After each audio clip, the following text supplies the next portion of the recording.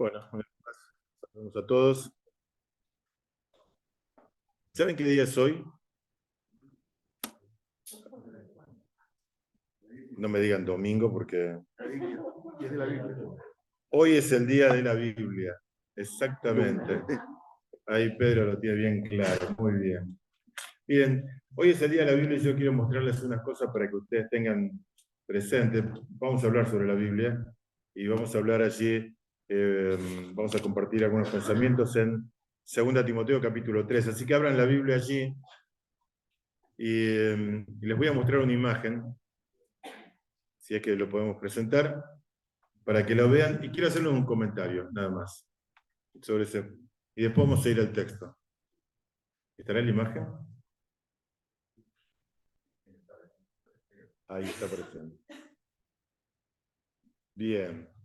Bueno, miren, esta imagen es de la Alianza Wycliffe y nos da un dato muy interesante acerca de la Biblia y de la difusión de la Biblia. Ustedes saben que es el mes de la Biblia, septiembre, porque el martes 26 se van a cumplir algo así como 450 y pico de años en que Casiodoro de Reina publicó por primera vez la versión de la Biblia en castellano. Este hombre, influenciado por Calvino y por Lutero y todos los otros reformadores, tradujo al idioma castellano la Biblia, con mucha oposición, con mucha oposición.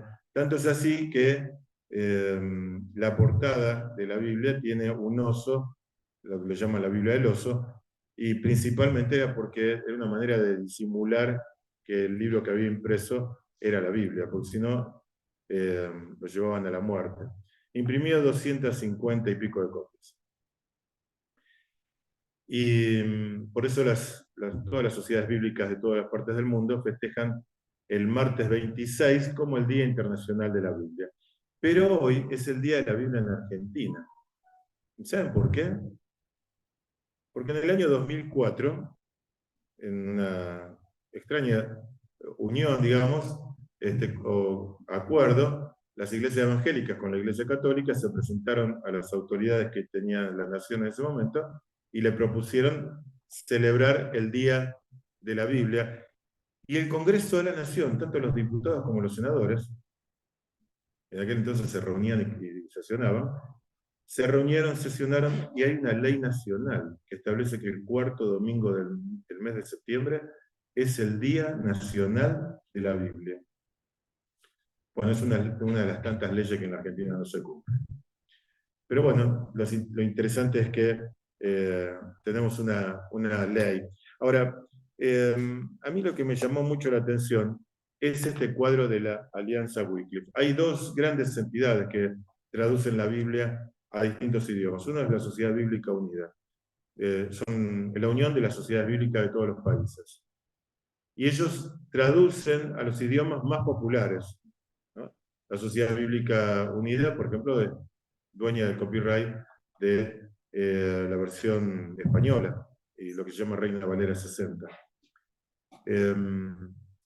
Y la unión de todas esas sociedades bíblicas hacen de que traduzcan a idiomas muy conocidos, son los que traducen al francés, al inglés, etc.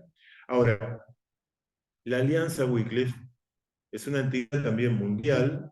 En la Argentina tiene una versión, en Latinoamérica lo que se llama Letra, y Letra es una unión de traductores, y Wycliffe lo que hace es ir a lugares donde hay comunidades muy pequeñas que hablan algún idioma o algún dialecto y estudian el idioma, escriben la gramática, les enseñan a leer y escribir a las personas en ese idioma y le entregan la Biblia traducida a ese idioma. Hace unos 10 años tuvimos en Rosario un matrimonio que estuvo por 10 años en el Amazonas conviviendo con los aborígenes. Allí aprendieron el idioma, le escribieron la gramática, le enseñaron a escribir, y en un video que nos mostraron que era realmente emocionante, le entregaron a la tribu la Biblia completa en el idioma para que ellos lo puedan entender. Bueno, la Alianza Wycliffe hace eso. Y mensualmente, este cuadro es de septiembre del 2023. Explican ¿Cuánta gente, da muchas estadísticas? Este cuadro que ustedes están viendo explica cuánta gente tiene acceso a las traducciones de la Biblia. Y a mí me sorprendió. Me voy a dar vuelta, pues no lo, no lo podría ver. Creo que acá no lo puedo ver. Miren,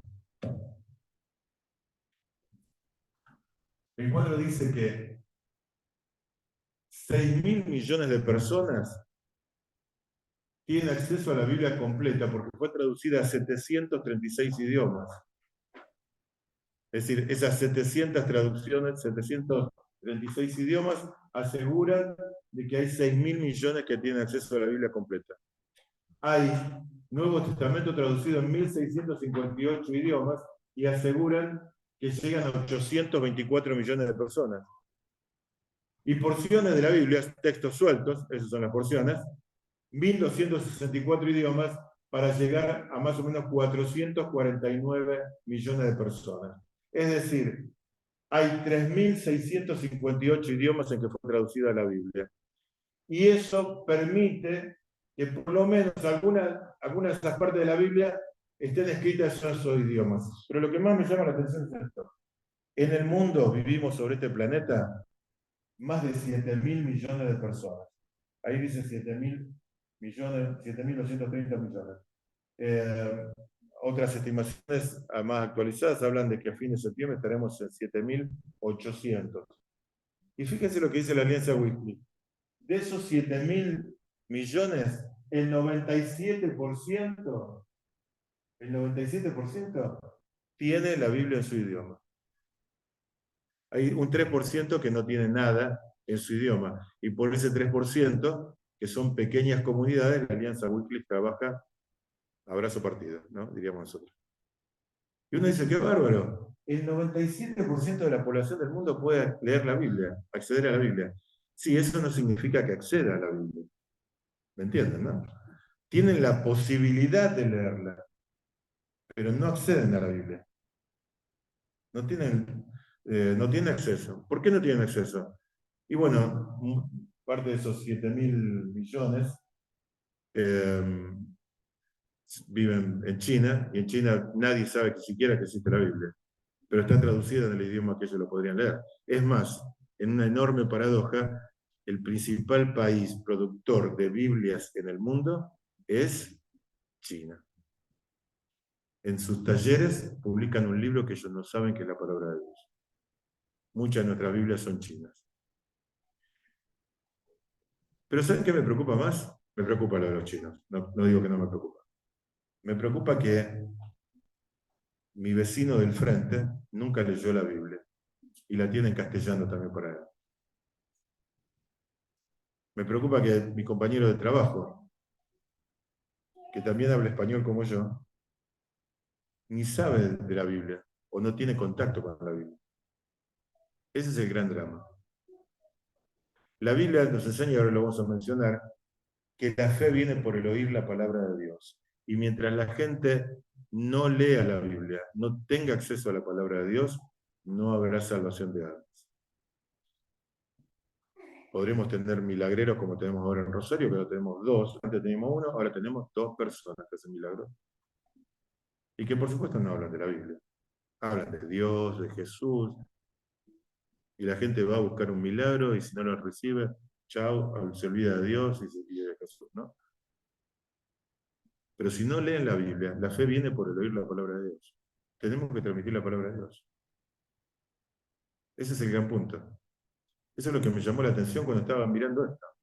Digo, qué extraordinario. Dios se asegura de que todo el mundo tenga la Biblia. El 97% de la población actual hoy podría leer la Biblia porque la tiene, aunque sea un texto. Miren, del texto ese, de las porciones que están traducidas allí, se imaginan cuál es, ¿no? San Juan 3:16, están todos los idiomas habidos y por haber. Solamente un 3% de pueblos perdidos por ahí que los están buscando para traducirle la Biblia. Es decir, la palabra de Dios se traduce y está al alcance de las personas. El tema es si nosotros la llevamos a las personas. Por eso alguien diría, bueno, en la oración del Señor, aquella que nos enseñó a orar, ¿no? Rogad al Señor de la mies que envíe obreros a su mies. Algunos dirán, bueno, pero la Biblia está traducida a todos los idiomas. No, hace falta obreros que la lleven. ¿Cómo oirán si nadie les predica? Dice Pablo, ¿verdad? Bueno, ahí está. Eso es lo que quería mostrarles. Y quería dejarles esa inquietud que ha estado en mi corazón también. Vamos a 2 Timoteo capítulo 3. Quiero hablarles de la Biblia. Y quisiera mencionarles acerca de la Biblia como el gran recurso para los creyentes. La Biblia es nuestro gran recurso. Y quiero leer el capítulo 3, aunque solamente vamos a ocuparnos de 4 versículos, nada más en esta noche. Y para el problema de ustedes, no sé a qué hora empezar. Bueno, sé que tengo que terminar. Quédense tranquilos porque tengo que terminar. Tengo que volver a Rosario. Bueno, 2 Timoteo capítulo 3. Después vemos cómo terminamos. Capítulo 3 de 2 Timoteo dice así la palabra de Dios. Y mantengan la Biblia abierta porque vamos a estar mirando algunas cosas allí en el capítulo 3. Dice, también debes saber esto, que en los postreros días vendrán tiempos peligrosos, porque habrá hombres amadores de sí mismos, avaros, vanagloriosos, soberbios, blasfemos, desobedientes a los padres, ingratos, impíos, sin afecto natural, implacables, calumniadores, intemperantes, crueles, aborrecedores de lo bueno, traidores, impetuosos, infatuados, amadores de los deleites más que de Dios, que tendrán apariencia de piedad, pero negarán la eficacia de ella. A estos evita, porque de estos son los que se meten en las casas y se llaman cautivas a las mujercillas, cargadas de pecados, arrastradas por diversas concupiscencias. Siempre están emprendiendo y nunca pueden llegar al conocimiento de la verdad. Y de la misma manera que Janes y Jambres resistieron a Moisés, así también estos resisten a la verdad. Hombres corruptos de entendimiento, réprobos en cuanto a la fe, mas no irán más adelante, porque su insensatez será manifiesta a todos, como también lo fue la de aquellos.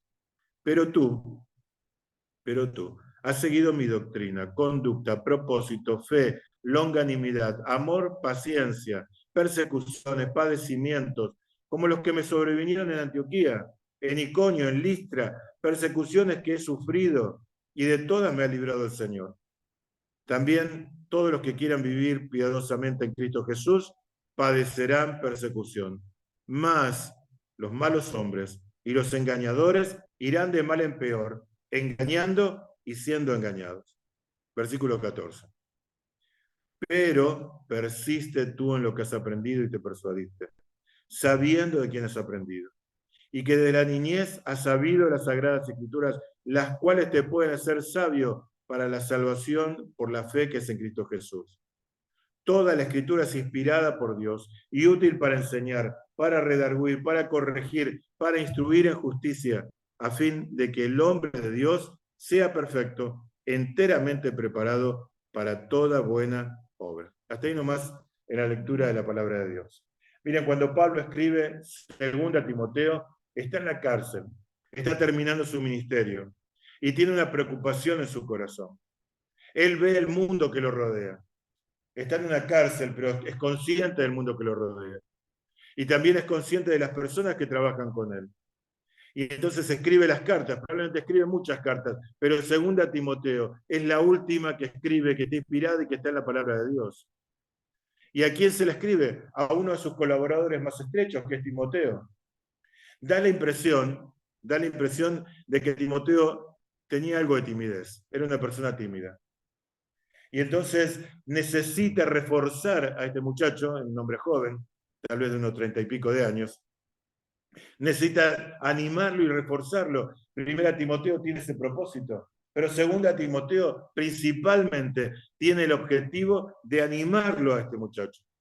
Pero el texto comienza de una manera muy elocuente. Dice, también debes saber esto. Le ha dado una cantidad de indicaciones importantes en el capítulo 3 acerca de cómo tiene que ser el siervo de Dios. Pero le dice a Timoteo, mira, tenés que saber esto. En los postreros días vendrán tiempos peligrosos. Es decir, debía ser consciente del tiempo que le tocaba vivir.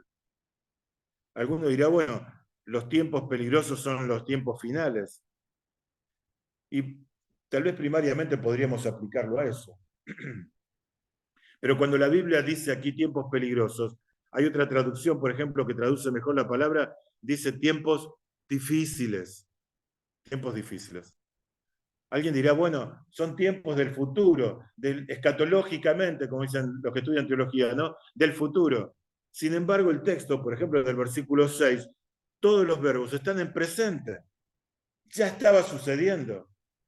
Pablo no le está diciendo, mira Timoteo, algo va a pasar en el futuro. Le está diciendo, mira Timoteo, lo que está pasando ahora en la sociedad que te rodea son tiempos peligrosos, complicados, difíciles. Tenés que prestar atención. Y entonces le da una serie de recomendaciones. No vamos a abundar allí en las cosas que menciona. La lista es terrorífica de las cosas que hacen las personas. Pero habla de pobreza moral, de perversión religiosa. Es decir, miren la lista y ustedes podrían dividirlo ustedes mismos allí en el capítulo 3. Y entonces Pablo le dice, mira, frente a esos tiempos peligrosos hay algunas cosas que tenés que hacer. En primer lugar, los versículos 10 y 11 dice, seguí mi ejemplo. Tú has seguido mi ejemplo. Para enfrentar los tiempos difíciles, los creyentes tenemos que seguir ejemplos piadosos. Muchas personas se presentan y dicen, sigan mi ejemplo, imítenme. Nosotros tenemos que buscar es personas que imiten a Cristo. ¿Se acuerdan que Pablo dice, sed imitadores de mí como yo de Cristo? No miren cualquier ejemplo. Chicas y muchachos que están acá, y hermanos ya con algunos años de edad, se van a presentar muchos ejemplos.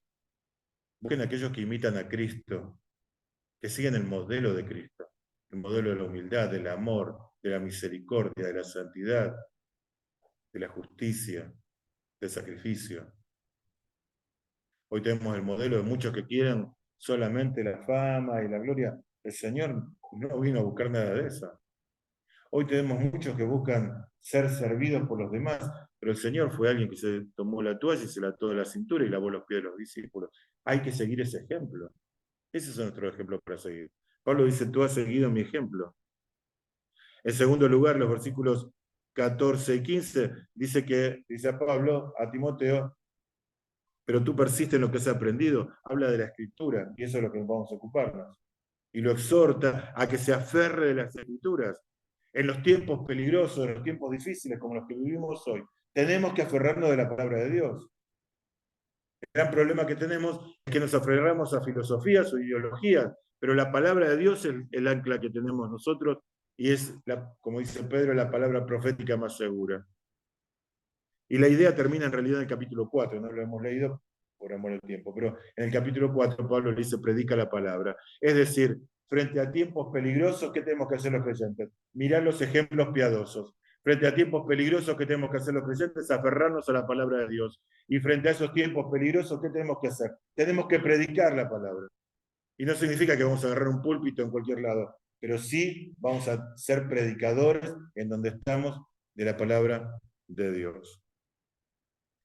Hay que aferrarse a las Sagradas Escrituras. Miren allí, tienen la Biblia abierta, ¿no? No la cierren, por favor. Vamos a ocuparnos de los versículos 14 al 17, solamente de esos, en esta noche. Frente a todo eso, Pablo le dice que tiene que aferrarse a la palabra de Dios. ¿Por qué le dice que tiene que aferrarse a la palabra de Dios? Porque frente a este mundo peligroso, donde hay falsas doctrinas, nosotros necesitamos aferrarnos a la verdad de Dios. Y la verdad de Dios es este libro maravilloso. Miren, lo acabamos de ver recién en esta infografía. Dios se ha preocupado de que todos tengamos la palabra en nuestro idioma. Dios sigue haciendo milagros. Pero falta que nosotros nos aferremos a ella. Conociendo y obedeciendo las Escrituras podemos enfrentar esta situación. Miren, ayer escuchaba a una persona, no es cristiana, pero hablaba del mundo que vivimos. Hoy vivimos un mundo que se llama la posverdad. En la posverdad ya la verdad ha sido desechada. Hoy lo que existe es la opinión de alguien. Y si es una mentira no hay problema, es la opinión del grupo mayoritario o que impone sobre los demás su pensamiento. Frente a ese tipo de cosas, por ejemplo, lo más elocuente que tenemos hoy es la ideología de género. Y entonces mucha gente se siente abrumada, aunque no sean creyentes, aunque no conozcan la palabra de Dios. Hay muchos padres, nosotros conocimos el mes pasado una persona que nos afligió, la verdad que estábamos conversando con ella alrededor de una mesa y tomando una taza de té y nos contó un problema que tiene con uno de sus hijos, muy grave, y la angustia que tiene, y no es cristiana, fue a buscar ayuda en la escuela no la ayudó, al contrario, la retó, y frente a esa situación dice, no sé qué hacer, y es alguien que no es cristiano. ¿Cuánto más los creyentes que conocemos la verdad y nos encontramos con este tipo de cosas que pervierten la identidad de las personas y especialmente de los niños? Frente a esa perversión, frente a esa desviación que hay en el mundo, lo que nos asegura la estabilidad es conocer la verdad de la palabra de Dios. Por eso es necesario conocer la Biblia. Mucha gente tiene la palabra de Dios en la mano, pero la Biblia por sí sola en nuestra mano no sirve de nada si no la leemos, si no la estudiamos para entender y mucho menos si no la aplicamos. Si no la aplicamos. Ahora, aquí Pablo, fíjense en el versículo 14, perdón, el 15, ese es el primero que quiero mirar. Dice que Timoteo, gracias a la labor de su mamá y su abuelita, había aprendido las sagradas escrituras. Yo quiero detenerme un segundo allí. ¿Qué significa la palabra sagradas escrituras? Bueno, los judíos al Antiguo Testamento lo llamaban sagradas escrituras. Lo de escrituras ya lo entendemos, porque serán los escritos, pero la palabra sagrado, sagrado, cuando habla que la palabra de Dios es sagrada, nosotros nos hacemos la idea como algo intocable. No, la palabra sagrado nos está hablando de que la Biblia es algo absolutamente diferente a cualquier otra cosa. Es decir, la Biblia, su origen, es netamente divino. Algunos dicen, bueno, la Biblia escrita por hombres, sí, fue escrita por hombres, pero el origen es Dios. Y Pablo le dice, mirá, Timoteo, vos tenés que aferrarte a la Biblia, porque la Biblia es la sagrada escritura, tiene origen divino. Y alguno podrá decirme, ¿y en qué tiene origen divino? ¿Cómo sé que tiene origen divino? Miren, le voy a dar 3 razones. La primera razón es que a través de la palabra las personas pueden ser salvas. Dice allí la escritura, lo hemos visto, que la fe viene por el oír la palabra de Dios. Romanos capítulo 10, versículo 17. Es la Biblia la que nos abre el entendimiento para buscar a Cristo. Y es la Biblia la que trabaja en nuestro corazón. No podemos predicar el Evangelio sin abrir la Biblia. Podemos hablar del amor de Dios, escucho a algunas personas que hablan del amor de Dios y muchas cosas, pero la verdad es que lo que trabaja en el corazón de las personas es la palabra de Dios, el libro que tienen en sus manos, hermanos. Es un libro que es poderoso, es el poder de Dios para salvar, es el Evangelio. Y tenemos que abrir la Biblia para predicar el Evangelio. Y cuando la Biblia es abierta, la Biblia conmueve la vida de las personas. A mí me encanta escuchar algunos testimonios. Los otros días nos contaba mi hermana que una de mis sobrinas que vive en Córdoba, bueno, ella tiene toda su familia, son creyentes, ¿no? Con su esposo y sus 3 hijas, pero el resto de la familia del esposo no son creyentes. Pero le sorprendió un día uno de sus sobrinos, que le dijo, tía, porque él sabe que lee la Biblia, dice, yo estuve leyendo la Biblia. Ah, bueno, ¿y cómo es esto? Y estuve leyendo la Biblia. Y entonces empezó a comentarle. El resto de la familia le dijo, ¿pero qué estás haciendo leyendo la Biblia? Ya bastante tenemos con... Mi sobrina tiene 3 hijas. Con esas 3 que leen la Biblia, ahora vos también. Y él, a pesar de todo su entorno, está leyendo la Biblia y tiene inquietudes espirituales. La Biblia le está despertando la inquietud espiritual. Ustedes dirán, tiene 30 años, 40 años. Tiene 17 años. 17 años tiene. ¿No es maravilloso eso? Es el poder de la palabra. Está trabajando en su corazón. Está muy cerca. de abrir su corazón a Cristo. Tiene sus padres separados. Su mamá no cree en nada, sus abuelos no creen en nada. Y se aferra a su único familiar creyente, porque está en esa búsqueda espiritual. 17 años. Es la palabra de Dios que actúa. ¿Cómo no va a tener origen divino? ¿Alguien cambió su vida por leer el Martín Fierro? No, se lo aprendió los versos y los repite como un loro. Y nos viene bien los versos para decir alguna charla. Pero, ¿alguien cambió por leer el Quijote de la Mancha? No. Las transformaciones vienen por la palabra de Dios. Es la palabra de Dios. La palabra de Dios es la espada del Espíritu. Cuando abrimos la palabra de Dios y predicamos el Evangelio, el Espíritu penetra profundamente en el corazón de las personas y obra, nos dijo el Señor Jesús en San Juan capítulo 16, Él es el que nos convence de pecado, justicia y juicio. Él nos recuerda las palabras de Cristo, Él nos habla toda la verdad. Y la palabra de Dios es la espada del Espíritu. Y nosotros confiamos en eso. Una segunda cuestión que tiene origen divino es que vino de parte de Dios. Miren ahí el texto, dice, toda la escritura es inspirada por Dios. Ahí hay tres palabras, las voy a explicar muy rápidamente porque a veces hay tres palabras que las confundimos, ¿no? Dice ahí que fue inspirado. Y entonces uno a veces dice, ¿y cómo es esto de la inspiración? Miren, tres palabras, a ver si las recuerdan, y si no las anotan en papel y las van a recordar mejor. La primera palabra es la palabra revelación. ¿Qué es la revelación? La revelación es la Biblia. ¿Cuándo hay revelación? Cuando Dios, que tiene grandes verdades, su sabiduría, nos revela algo. La Biblia no contiene a Dios, pero contiene lo que yo quiero, lo que yo necesito saber, lo que Dios quiere que yo sepa. Cuando Dios ha revelado su palabra, ha utilizado a grandes hombres de Dios y ha utilizado un mecanismo, a eso se le llama inspiración. Es decir, Dios puso en la mente y en el corazón de estas personas lo que Él quiere que nosotros sepamos. Entonces, revelación es el contenido, pero inspiración es la manera en que Dios nos transmitió la palabra. Y la tercera palabra es iluminación.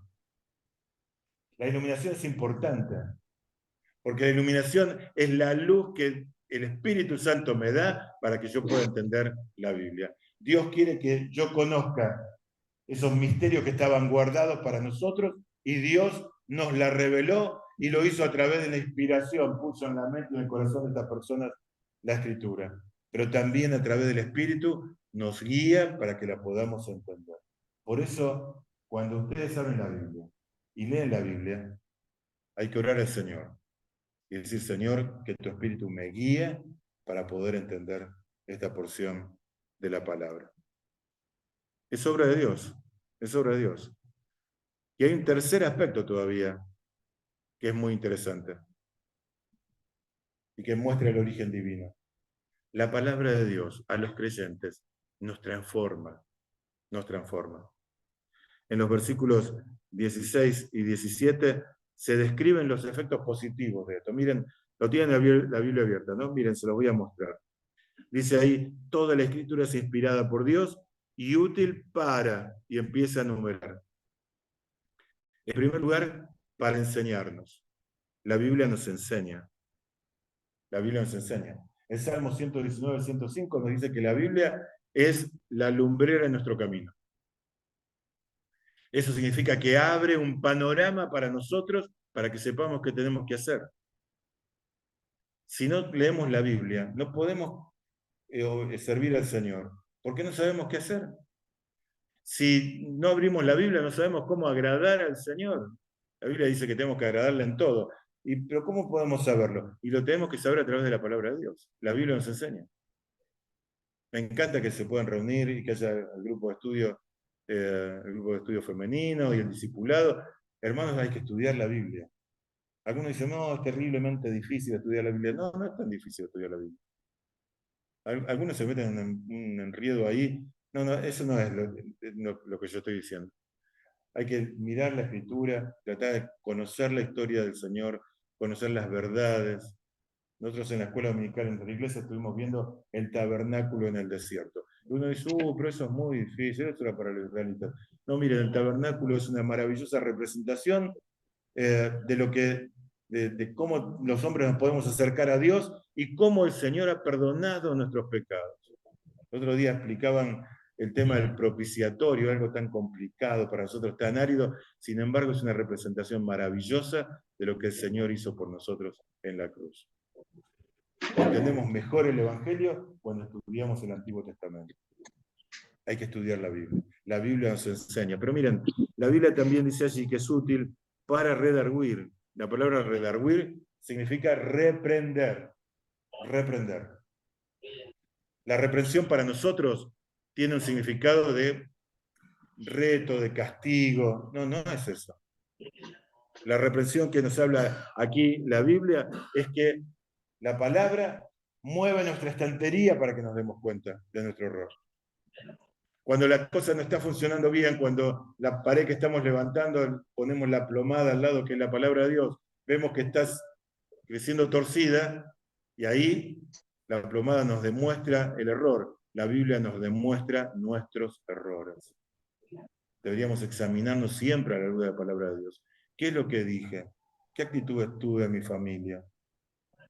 ¿Qué hice en el trabajo? ¿Estaba bien? ¿La palabra de Dios aprobaría lo que yo hice en el trabajo? ¿Lo que hice en la escuela? ¿Lo que hice en mi familia, con mis vecinos? Siempre tenemos que examinarnos a la luz de la palabra de Dios. Y si la palabra de Dios, la plomada, nos indica que los ladrillos los estoy poniendo torcidos, la Biblia me reprende, me está mostrando el error. ¿Qué tenemos que hacer frente a eso? Los creyentes. ¿Se acuerdan de 1 Juan capítulo 1, versículo 9?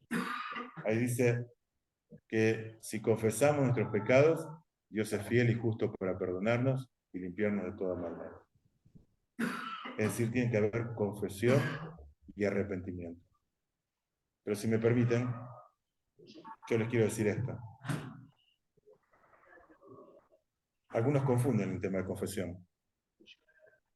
Algunos creen que la confesión es contarle las cosas a Dios. Yo me diría que es un trabajo inútil, porque Dios ya lo sabe.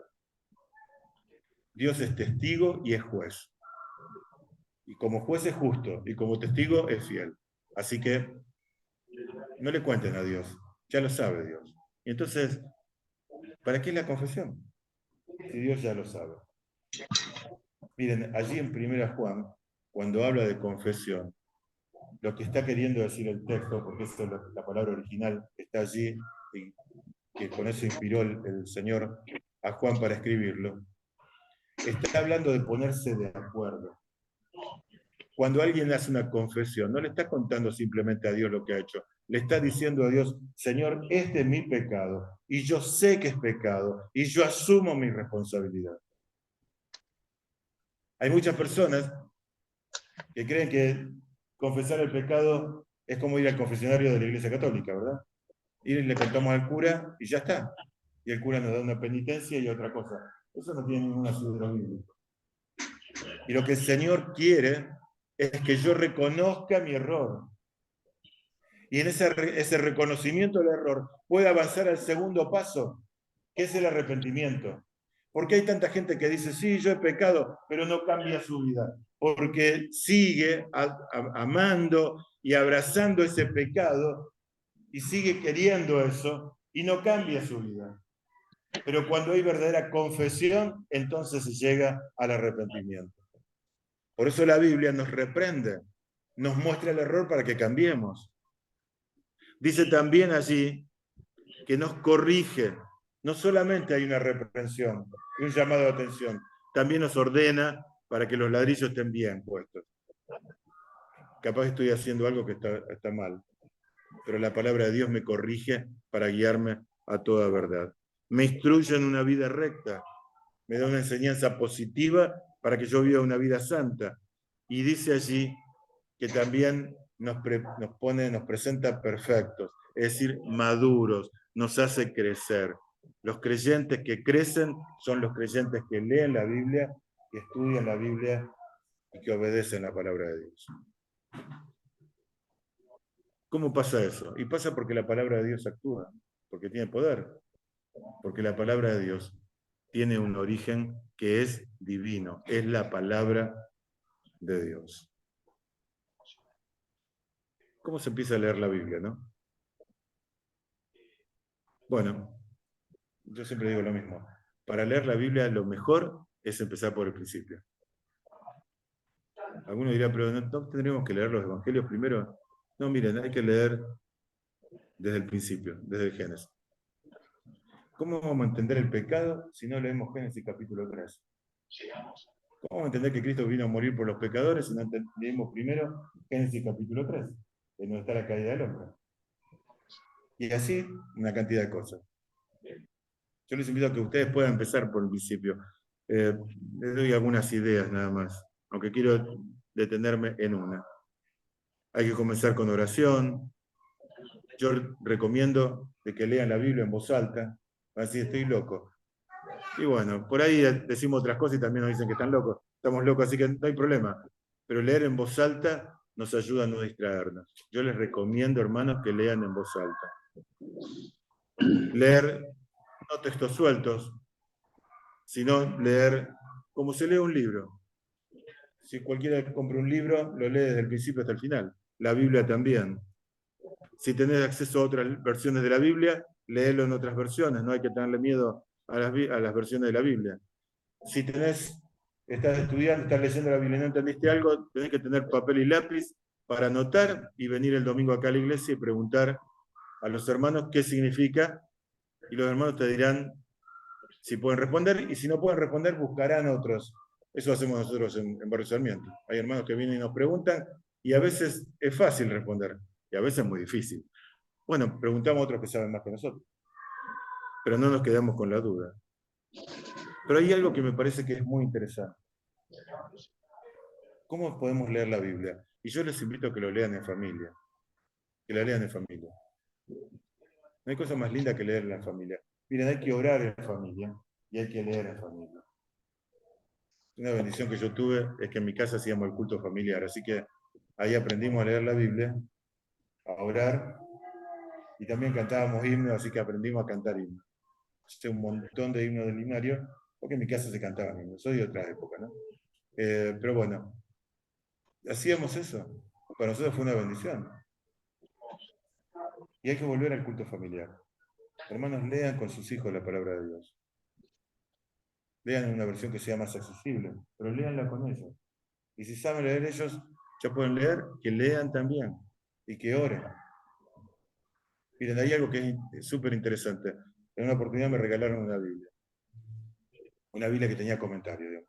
En otra versión, entonces dijimos con Anita, vamos a leer la Biblia en esta versión. Y fue muy interesante, porque yo nací junto con la versión 60, imagínense, es la versión que yo uso. Pero en otra versión de la Biblia es interesante porque es un lindo ejercicio. Hace trabajar mucho las neuronas y es muy interesante para leerlo. Entonces dijimos, vamos a leerlo en otra versión.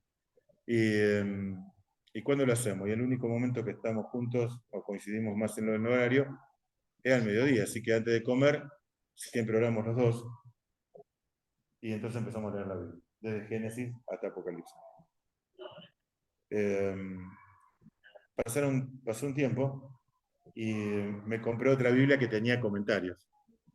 Entonces dijimos, vamos a leer la Biblia en esta versión y leemos los comentarios de la otra. Claro, ya sé lo que están pensando. ¿Y a qué hora comían? No, leíamos 1 o 2 capítulos, porque también dijimos, vamos a leer un capítulo por vez.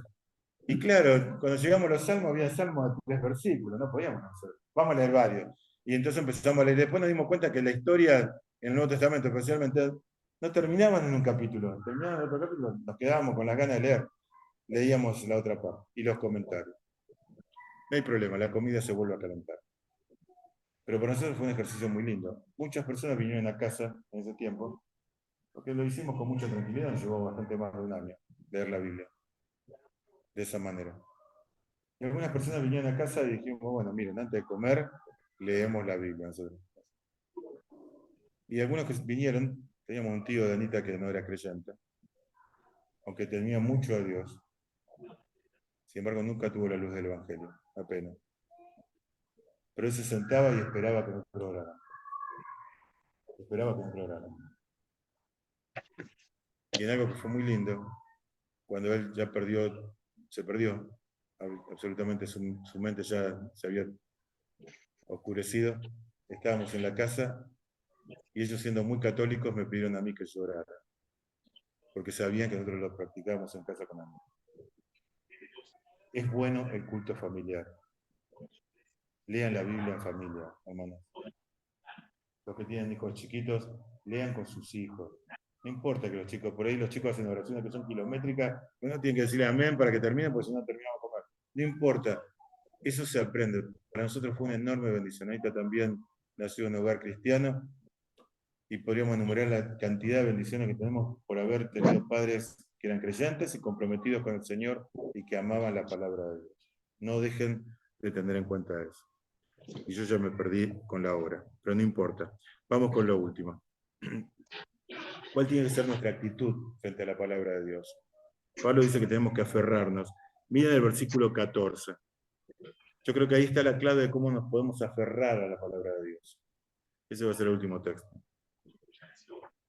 Dice, frente a todo lo que ha dicho Pablo, dice, pero persiste tú en lo que has aprendido y te persuadiste, sabiendo de quién has aprendido. Ahí hay dos palabras que son fundamentales. Que hay que persistir en lo aprendido y en lo que uno se ha persuadido. Es decir, había conocimiento y convicción.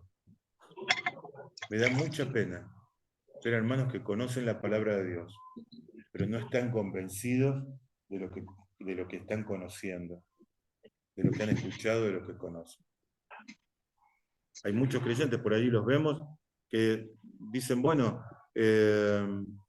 sí, no hay que mentir, pero,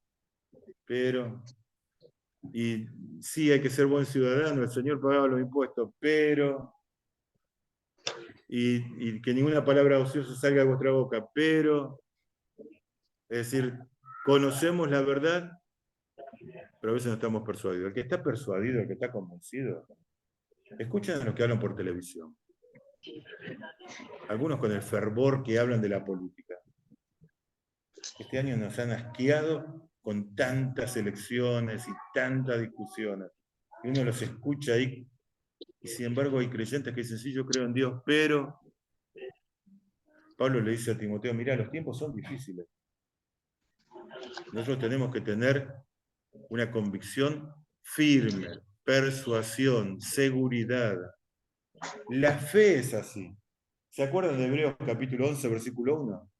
Es pues la fe, la certeza de lo que se espera y la convicción de lo que no se ve.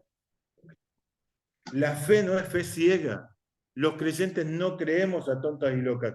Los creyentes creemos en la palabra de Dios. Nuestra fe es segura. Y miren, lo que creemos de la palabra de Dios determina nuestra vida, es determinante en nuestra vida, porque de acuerdo a lo que nosotros hemos sido, lo que conocemos y nos hemos convencido, así va a ser nuestra vida. Cuando hay creyentes que vuelan tan bajito, con tantas complicaciones en su vida, con tantas dificultades, decimos, pero ¿y están convencidos de lo que creen? ¿De la fe que han profesado? Cantamos por allí, he decidido seguir a Cristo, no vuelvo atrás. Sin embargo, hay muchos creyentes que dicen he decidido a Cristo, seguir a Cristo, y sin embargo vuelven atrás. Vuelven atrás. Tenemos que aferrarnos a la palabra de Dios. Y la manera de aferrarnos es convicción. Es estar seguros, estar persuadidos. Ahí está la clave para aferrarnos de la palabra de Dios. Si no nos aferramos a la palabra de Dios, estos tiempos difíciles serán como un tsunami que nos van a llevar. Está llevando a buena parte de la sociedad y a muchos creyentes por delante. Hermanos, es tiempo de ponernos firmes. Es tiempo de ponernos firmes. Firmes en la palabra de Dios para agradar al Señor. Termino con esto. ¿Cuál debería ser nuestra oración al Señor. Fíjense, abran la Biblia y con esto terminamos. Salmo 119, 18. Salmo 119, 18. Salmo 119 es el salmo de la Biblia, de la palabra de Dios. Y el versículo 18 dice una oración que deberíamos hacer todos. Tal vez la podemos decir todos juntos, ¿eh? Ahora, para terminar. Abre mis ojos y miraré las maravillas de tu ley. Abre mis ojos y miraré las maravillas de tu ley. Hermanos, que esa sea la oración de cada uno de nosotros. Cada mañana, cuando abrimos la palabra de Dios, cada momento que nos acercamos a la palabra de Dios, decirle, Señor, abre mis ojos, lo hace a través de la obra de su Espíritu, y miraré las maravillas de tu ley. En ningún otro lugar vamos a encontrar estas maravillas, solamente en este sagrado libro. Oramos al Señor. Padre Celestial, Dios nuestro, gracias te damos por tu palabra. Somos bendecidos a través de ella. Señor, hemos visto que es tu palabra. Tú has movido todos los mecanismos y has ajustado todas las cosas para que la tengamos en nuestras manos. Hoy pensamos, Señor, que has movido el corazón de tantos creyentes a lo largo y a lo ancho de este mundo, que aprendiendo distintos idiomas y dialectos han traducido la Biblia para casi la gran mayoría, el 97% de los habitantes de este mundo. Señor, nos damos cuenta que tienes un enorme interés en que conozcamos tu palabra. Pero también entendemos por lo que ella nos enseña, que tienes un profundo interés y deseo de que la conozcamos y la obedezcamos. Señor, abre nuestros ojos. Bendícenos para que podamos mirar en este sagrado libro tus verdades y las podamos aplicar en nuestra vida.